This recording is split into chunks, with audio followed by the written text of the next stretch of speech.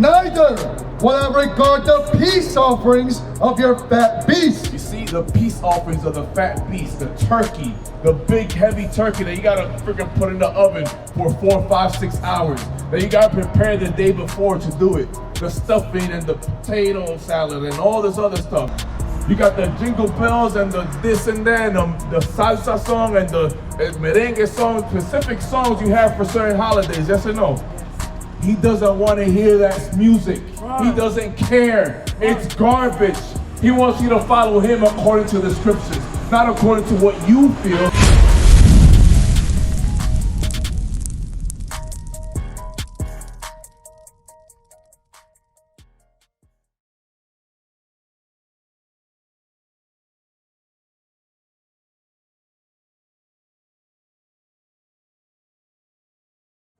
Continuing the cycle of evil. Right? Read.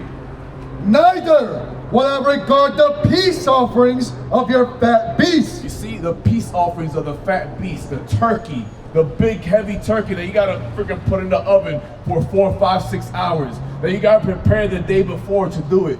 The stuffing and the potato salad and all this other stuff. ¿Sí o no? Or el pernil. Sometimes not even turkey, whatever meat our people decide to freaking cook on that day. God does not want that. He does not care. He don't care if it's in peace and thanksgiving and giving gratitude to him. He does not care because we're being hypocrites. Read. Take thou away from me the noise of thy songs. You don't want to hear the salsa and merengue and bachata and people getting drunk and dancing and all this other stuff. He don't care because it all happens during these feasts, during these holidays. It's music. You got the jingle bells and the this and that, and the salsa song and the merengue song, specific songs you have for certain holidays, yes or no? He doesn't want to hear that music. He doesn't care. It's garbage. He wants you to follow him according to the scriptures, not according to what you feel, not according to what, nah, you're the only one here. I'm not saying you personally, but for everybody. It goes for my family too. He doesn't care about your feelings. He wants you to obey him. And if you obey him, he's going to give you everything you need. The kingdom's going to come and we're going to live a peaceful, forever life. Isn't that what you want? Exactly. But what's the point of suffering in this world to then suffer forever in fire? You know, I'd rather suffer now a little bit and then live forever in peace. But our people don't think that. Our people, this is the microwave society. People want things quick. Fast food, a minute. They want things, they want gratification right away. Instead of having patience and waiting and enduring and sacrificing for a better future, a forever future in the kingdom to come. Read. For I will not hear the melody of thy viols. He's not going to hear them. He's not going to hear it don't matter how well you can sing. You could be the best singer in the world. He don't care. Read. But let judgment run down as waters and righteousness as a mighty stream. That judgment, this is the judgment of the Lord. The laws, statutes, and commandments. This is what he wants us to keep. Not our own feelings and thoughts. He doesn't care about that, right? Have ye offered unto me sacrifices and offerings in the wilderness 40 years, O house of Israel? Read. But ye have borne the tabernacle of your Moloch. See, we born the tabernacle of Moloch. Moloch is the devil. So when we celebrate these feasts, we're bearing the tabernacle of Moloch, of the devil. We're not in the Holy Spirit. That holiday spirit that they speak about this time of year is not the spirit of the Lord. You will not find any of these so-called holidays in the scriptures. It's all evil. I don't care how good you feel. Because guess what? Doesn't sin feel good? Doesn't it feel good to go commit adultery?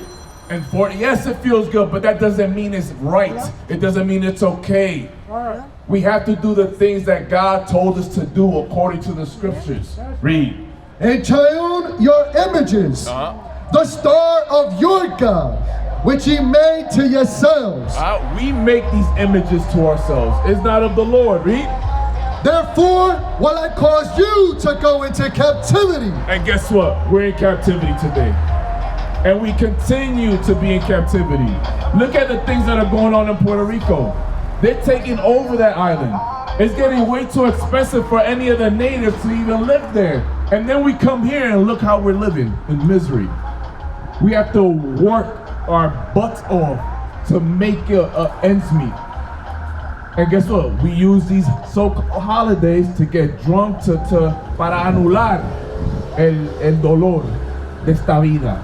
And instead of utilizing the scriptures to really heal us from the pain that's within us. Because really, we're living our lives not knowing why these things are happening to us. Not knowing who we are and what our purpose is in life. But the scriptures give us all the answers. And the answer is not Thanksgiving. The answer is not Halloween. The answer is not Christmas and this fake New Year's. The answer is that we're the Israelites and we have to return back to the commandments.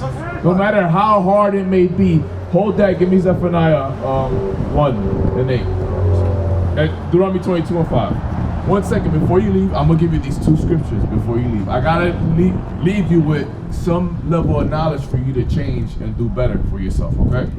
Deuteronomy 22 and 5, and then Zephaniah 1 and 8. Deuteronomy 22 and 5. Hurry up. Deuteronomy chapter 22 and verse 5. The woman shall not wear that which pertaineth unto a man. What's that mean, Caroline? The woman shall not wear that which pertains to a man, that which belongs to a man. What does that mean? Read it again. The woman shall not wear that which pertaineth unto a man. Neither shall a man put on a woman's garment. So the woman shall not put on a men's clothes, and a man should not put on women's clothes. What does that mean for you as a woman? What's a clothing? What kind of clothing you can't put on as a woman? Yeah, says God. If I wear, what's a woman's clothes that I'm not supposed to wear? Okay, you're not supposed. Well, you're not supposed to wear no skirts and no dresses. Oh, very cool, right? Now, for you as a woman, what is a man's attire that you shouldn't be putting on? If I'm not supposed to wear dresses and skirts, what am I supposed to have on? Okay, so what are you not supposed to have on? If I'm supposed to have these on? Yes, you can't be wearing what? Jeans. Pants. Did our abuelitas in Puerto Rico and DR and all these other Latin American countries wear pants? No, abuelita never, nunca tenía pantalones. Never had pants on. Guess what? That's something new. Because now we're in our own feelings. We're establishing our own righteousness like we read in Romans 10. Instead of doing what God says, we're doing our own thing because, we feel more comfortable. There's always an excuse. I feel more comfortable. I feel more safe, this, that, and the third. But why is it that women of old, especially in Latin America, they always wear dresses and skirts? It's an excuse to sin because of our feelings and our emotions, which God doesn't really care. But guess what? Give me Zephaniah 1 and 8. You think God is going to judge you by what you wear? No? Okay. That's understandable that you say that because you don't know what the scriptures say. But I'm going to show you what God says, okay? Read. Zephaniah chapter 1 and verse 8. And it shall come to pass. It shall come to pass, meaning this is going to happen in the future, right? Read. In the day of the Lord's sacrifice. And the day of the Lord's sacrifice is that dark and gloomy day that we read about earlier. Remember, the day of the Lord is dark. There's no brightness. Dark meaning is going to be a lot of people dying. So in the day of the Lord's sacrifice, read. That I will punish. He's going to punish. That's why it's going to be dark. That day is going to be very dark because he's going to punish, read. The princes. The princes. And the king's children. And all the king's children. We are the king's children, read. And all such as are clothed with strange apparel. So he's going to kill everybody that's dressed improperly. That's why it's going to be a dark day. Because a lot of our sisters, when we tell them, yo, you're not supposed to be wearing pants, they think we're making things up. But we're just looking out for you because that day is going to be a dark day. Why it's going to be a dark day? Because a lot of our sisters are going to be wearing pants even though they heard from the Bible that you're not supposed to be wearing pants. So instead of them changing into a dress, into a lovely, modest dress, they're going to keep wearing pants. They're going to keep celebrating Thanksgiving. They're going to keep forgetting about what the Bible told them to celebrate. And they're going to keep doing all this evil. And then when that day comes, woe is me. Hey, you were warned. Not just you, but I'm saying everybody we talk to, because we get the similar response. You're right. You're not bucking up. But a lot of our people, they start going crazy just because we're giving them a warning. We love you, so we're gonna see something wrong that you're doing, and before that day comes, Lord willing, you do repent and you change, so we can all get out of here. Because that's the whole purpose of why we're here. It's cold as hell, but this is the best thing we can be doing on the Lord's Sabbath. Showing our people the right way so their soul can be saved. So they're not in eternal damnation forever. Imagine, you freaking, you cook, right? When you grab a pot, a hot pot, doesn't that thing hurt and burn your, imagine your whole body burning in fire forever. I wouldn't want that for anybody. So when I see my people out here doing wrong, no matter how bad they buck up, even you have children, you know, sometimes you gotta discipline your child. They might not see it right then and there, they might not understand, but you know it's for their own good. The same thing with our people. We see our people, they according to the scriptures, right? Spiritually, they have a childlike mentality, right? So we're here to show them, look, sis, you're not supposed to wear your pants. The brothers now, you see them wearing dresses and stuff. In Atlanta, we got men wearing little tiny mini skirts. That is not to be so. So I wanted to leave you off with that. So at least you know, hey, if the Lord catch you in that day, that dark day, Lord willing, it's bright for you and not dark. All right? Let's go back to Amos 6. Amos 6, where we left off. And then I read down, is Amos 6? 5. I keep reading down to 6. What verse did we stop? Wherever you stopped at. Amos chapter 5 and verse 27. Therefore will I cause you to go into captivity. And this is where we are today, in captivity. Whether we like to admit it or not, we are in captivity. Read. Beyond Damascus, saith the Lord, Read. Whose name is the God of hosts. He's the God of hosts. Read. Woe to them that are at ease in Zion. See, woe to our people that are at ease in Zion. Those of us that are leaving it, thinking that we're living an easy life, thinking that we're chilling, thinking that we're gonna live off of EBT for the rest of our lives, thinking that, oh, we're gonna forget the evil that's going on, let's get together for Thanksgiving, even though Tío is cheating on Tía, and Abuelo is selling drugs, and Primo está aquí en la calle jangueando, right? Let's forget about all that, let's be at ease. Read. Woe to them that are at ease in Zion, and trust in the mountain of Samaria. You see, and they trust in this mountain here called the United States of America. They trust in the United States government. They trust in Donald Trump. They trust in this political system, no matter who it is. Why? Because our people go out to vote. So they trust in it. They really think if they vote that it's gonna make a difference or a change. No, it's not. Read. Which are named chief of the nations, to whom the house of Israel came. Pass ye unto Calne, and see, and from thence go ye to Hamath the Great. Go to New York and see how our people are living. Come here to Philly, see how our people are living. Go to Washington, D.C., go to Miami, go to Orlando, go wherever our people are in this country, and they're living the same exact way we are, suffering. Read. Then go down to Gath of the Philistines. Be they better than these kingdoms, or their border greater than your border? Are we doing better here than our people that are living in Orlando or New York or LA or anywhere else in this country, or in Houston or wherever the hell we are? No. But guess what? When our people go somewhere else in another part of the country and they see their own people, they say, oh, yo, I'm from Philly, don't mess with me, this, that, and the third. But we're living in the same misery. Whether you're in Houston, LA, Philly, New York, Newark, New Jersey, we're all living in misery. And we're all the same people, so why the beef? We're not living any better than one another. We're all at the bottom. Read. Ye that put far away the evil day. You put far away the evil day.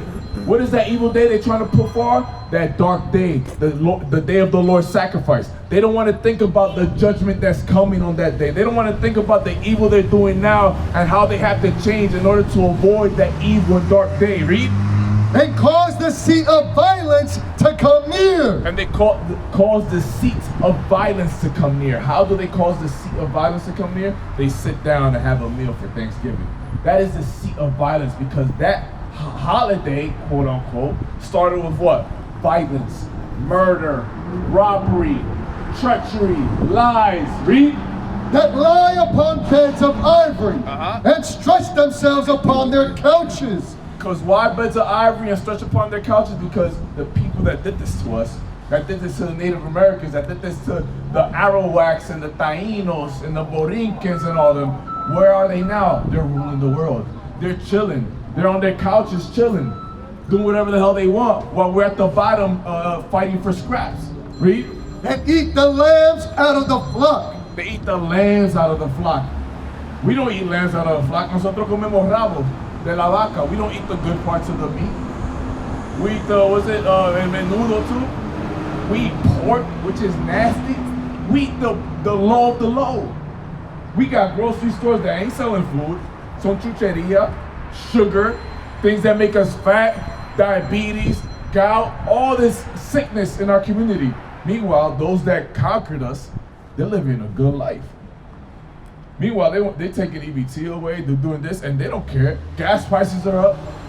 SEPTA, they cut down the lines, right? So it's harder for us to even get around. See or no?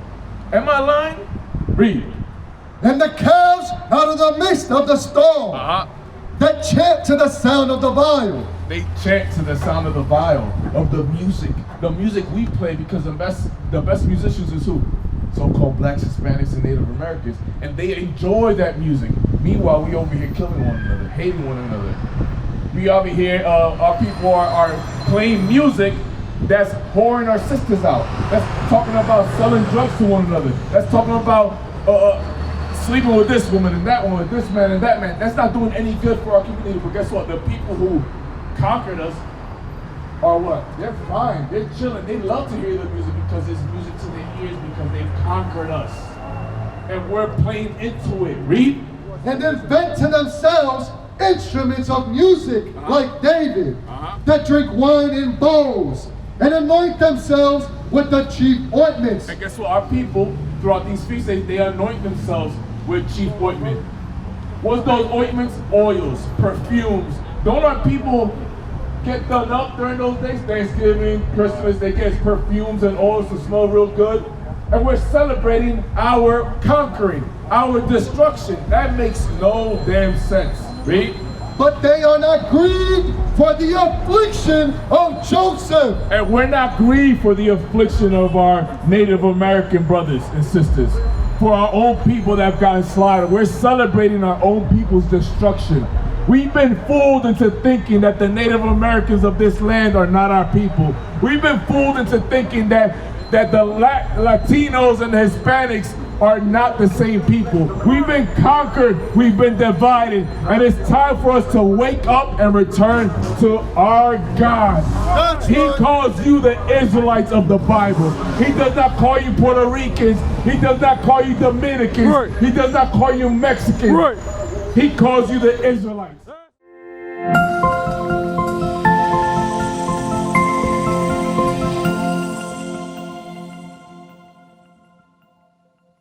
Across the earth, the prophets move. From city streets to distant lands, the message is the same. Israel must rise. Through every quest, every journey, the truth spreads. No border can contain it. No distance can silence it. Our nation lives in every moment. In joy, we celebrate marriages. In sorrow, we honor our dead. On the Sabbath, we gather as one. Families rejoicing together, bound by the commandments of God. Yet are we tried. From the stones in Kenya to the hatred in Montana, we endure as a soldier of the Lord. And still, the mission expands. On the airwaves, on the screens, in every nation under heaven, Israel's voice is heard. We build our communities. We raise our children in royalty. We restore what was broken. We clean what was defiled.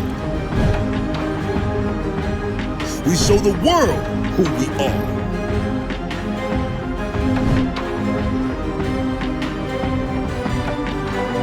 This is Israel united in Christ. Nation in motion. Nation endures.